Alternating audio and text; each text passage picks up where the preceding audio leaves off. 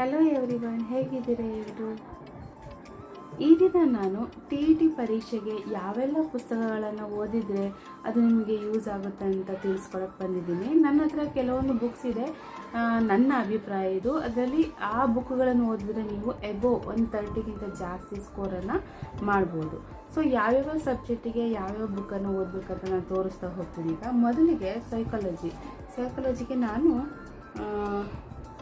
ವಾಮದೇವಪ್ಪ ಅವ್ರ ಬುಕ್ಕನ್ನು ಓದ್ತೀನಿ. ಇದು ತುಂಬ ಡೀಟೇಲಾಗಿ ಕೊಟ್ಟಿದ್ದಾರೆ, ತುಂಬ ಚೆನ್ನಾಗಿದೆ.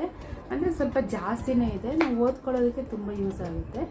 ಇದನ್ನು ಓದ್ಬಿಟ್ಟು ನೀವು ಇನ್ನೊಂದು ಬುಕ್ಕನ್ನು ನಾನು ತಗೊಂಡಿದ್ದೀನಿ, ಶೈಕ್ಷಣಿಕ ಮನೋವಿಜ್ಞಾನ ಕೈಗನ್ನಡಿ ಅಂತ. ಇದು ಇಮಾಮ್ ಸಾಬ್ ಮುಲ್ತಾನಿ ಅವ್ರದ್ದು. ಇದು ನಿಮ್ಗೆ ಉಲ್ಟಾ ಕಾಣಿಸ್ತಾ ಇದೆ. ಇದನ್ನು ನಾನು ಫೋಟೋನ ಕೆಳಗಡೆ ಸೈಡಲ್ಲಿ ಹಾಕಿರ್ತೀನಿ, ನೀವು ನೋಡ್ಕೋಬೋದು.